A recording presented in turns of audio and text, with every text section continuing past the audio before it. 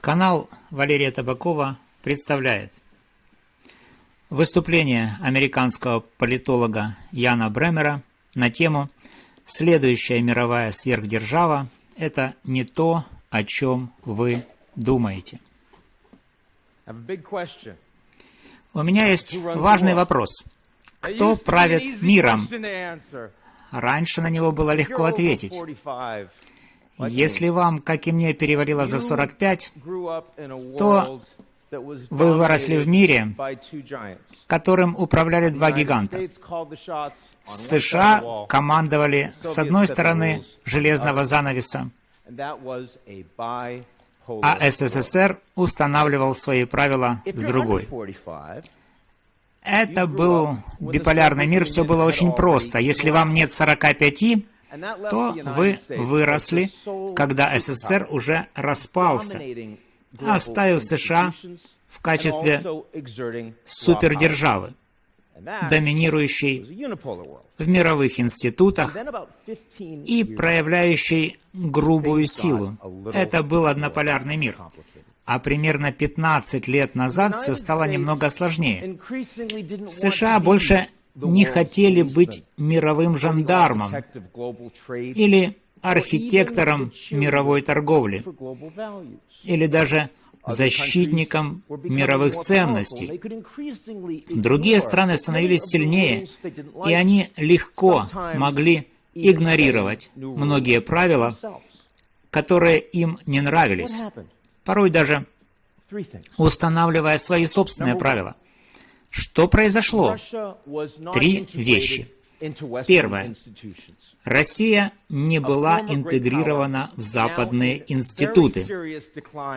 В прошлом великая держава находится в серьезном упадке, и они этому не рады.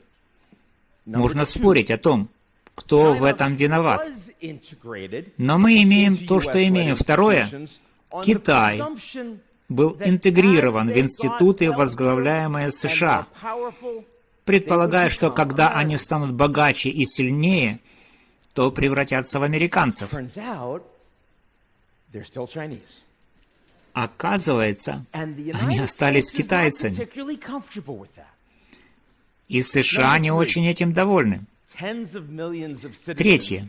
Десятки миллионов граждан США и других состоятельных демократий чувствуют, что глобализация обошла их стороной.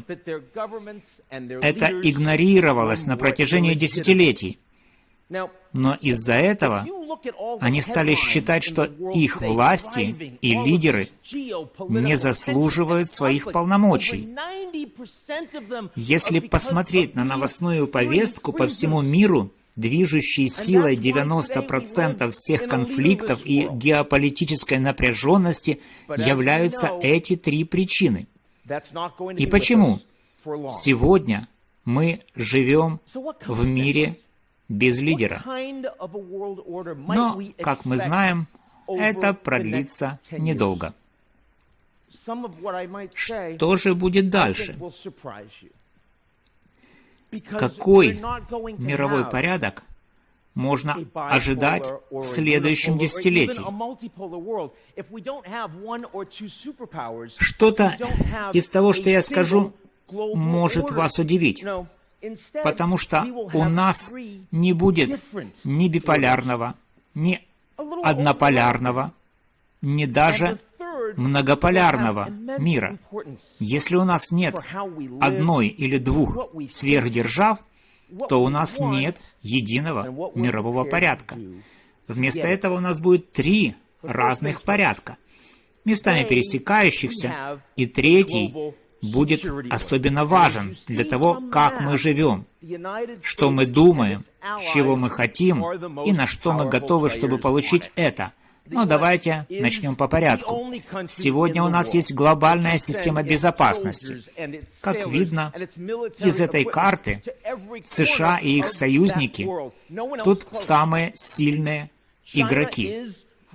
США — это единственная страна в мире, которая может отправить своих солдат, матросов и военную технику в любой уголок мира. Никто другой даже не близок к этому. Китай наращивает свой военный потенциал в Азии, но нигде больше.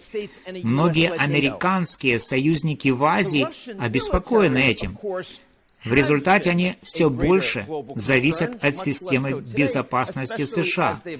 С вторжением России в Украину союзники США в Европе больше обеспокоены и зависимы от США и НАТО во главе с США. Российская армия раньше, конечно же, вызывала большую озабоченность в мире. Сегодня в меньшей степени, особенно учитывая то, что они потеряли больше 200 тысяч солдат и много техники, а санкции делают восстановление потенциала очень сложным для них. В России, Китае и других странах есть ядерное оружие, но, к счастью, на сегодняшний день его использование остается самоубийством. В результате мировой порядок безопасности однополярен и, скорее всего, такими останется в следующие 10 лет. Наряду с порядком безопасности существует мировой экономический порядок, и здесь влияние разделено. США остается устойчивой глобальной экономикой, но США не может использовать свою господствующую военную позицию, чтобы указывать другим странам, что делать в экономической сфере. США и Китай в огромной степени зависят друг от друга экономически, и поэтому не могут друг друга контролировать. Возможно, вы удивитесь, услышав это, но на сегодняшний день торговые отношения между США и Китаем находятся на самом высшем уровне в истории. Что касается других стран, многие хотят доступ к американской военной мощи, но хотят и доступ к китайскому рынку, который к 2030 году станет, скорее всего, самым большим в мире. Холодной войны не получится, если США и Китай единственные, кто готов сражаться. Так? Так, в Евросоюзе самый большой общий рынок, и они устанавливают правила. Если вы хотите, чтобы у вас там был прибыльный бизнес, вы прислушиваетесь к этим правилам. На мировой арене огромную экономическую роль играет Индия. У Японии тоже все еще важная роль. На протяжении следующего десятилетия мы увидим взлеты и падения относительно потенциала этих экономик. Но глобальный экономический порядок есть и остается многополярным. Между этими двумя порядками есть трение, потому что США будут пытаться использовать силу в национальной безопасности, чтобы привлечь к себе больше мировых экономик. Мы уже видим, как это происходит с полупроводниками и с важнейшими полезными ископаемыми, а скоро, возможно, увидим и с TikTok. Китайцы пытаются использовать свою доминирующую торговую позицию, чтобы сблизиться с остальным миром дипломатическим путем. А Япония, Европа, Индия и все остальные прилагают все усилия для того, чтобы ни один из этих двух порядков не доминировал над другим. И это у них будет в основном получаться. До сих пор я говорил с вами о двух порядках, которые уже существуют, но есть и третий на подходе, и он еще более важен, это цифровой порядок. Этот порядок управляется не государствами, а технологическими компаниями. Мы все знаем, сколько военной поддержки страны НАТО оказали Украине во время войны. Но именно технологические компании предоставили инструменты, позволяющие Украине защищаться от кибератак России. Именно технологические компании дали возможность руководителям страны, Украина, говорить с генералами и солдатами на передовой линии. Если бы не эти технологические компании, то Украина была бы отключена от интернета в первые недели войны. И я не думаю, что президент Зеленский все еще занимал бы свой пост. От технологических компаний зависит, сможет ли Дональд Трамп в реальном времени и без фильтров говорит с сотнями миллионов людей, вновь баллотируясь на пост президента. Это социальные сети и их способность продвигать дезинформацию и теорию заговора. Без них не было бы беспорядков в Капитолии 6 января, а также протестов дальнобойщиков в Оттаве. Не было бы протестов в Бразилии 8 января. Технологические компании все больше определяют нашу идентичность. В моем детстве говорили о наследственности и воспитании, то есть мои постоянные глубокие эмоциональные проблемы уходят корнями в мое воспитание. Или это же генетический сбой? Или то и другое? Но сегодня наши идентичности определяются наследственностью, воспитанием и алгоритмом. Если вы хотите поменять что-то в системе, то недостаточно подвергнуть сомнению власть, как нам говорили в детстве. Сегодня надо подвергать сомнению алгоритм, а в руках технологических компаний скопилась неслыханная власть. Что они будут делать с этой властью? Это будет зависеть от того, кем они хотят быть, когда вырастут. Если Китай и США возьмут под гораздо больший контроль цифровую сферу, а технологические компании в этих странах присоединятся к этим правительствам, все закончится холодной технологической войной. И это будет означать, что цифровой порядок будет разделен на два лагеря. Если с другой стороны технологические компании продолжат курс на глобальную бизнес-модель, а состязание между цифровым и реальным миром продолжится, то мы получим новую глобализацию и мировой цифровой порядок.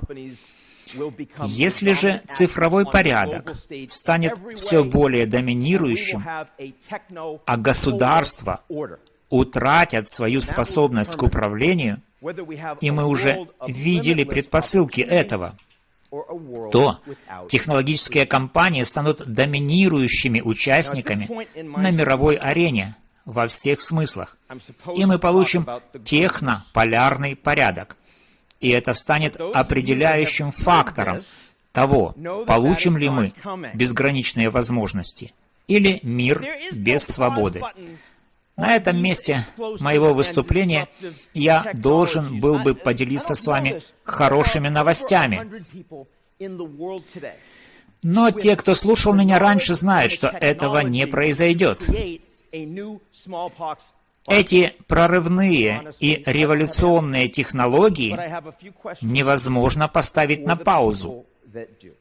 Не знаю, знаете ли вы это, но сегодня в мире есть более 100 человек, обладающих знаниями и технологиями, чтобы создать новый вирус оспы.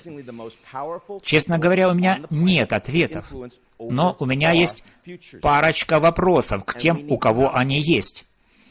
Эти технокомпании не просто лица из списка Fortune 50 или 100.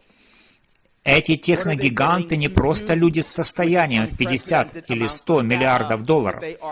Их влияние на планете возрастает, так же, как и их влияние на наше будущее. И мы должны знать, будут ли они действовать ответственно, когда они выпустят новый, мощный, искусственный интеллект. Что они будут делать с этим немыслимым объемом информации, которую они собирают о нас и о нашей среде? И что больше всего должно заботить нас сегодня, будут ли они продолжать использовать рекламные модели, которые приносят им несметные богатства, превращая людей в продукты, создавая ненависть и дезинформацию, разрывая на части наше общество. Когда я был студентом в 1989 году и Берлинская стена пала, США были главным экспортером демократии в мире. Не всегда удачно, часто лицемерно, но тем не менее они были на первом месте. Сегодня США стали главным экспортером инструментов, разрушающих демократию. Лидеры технологических компаний, которые их создают и контролируют, устраивает ли их такая роль? Или же они предпримут что-то, чтобы это исправить? Нам нужно это знать. Спасибо.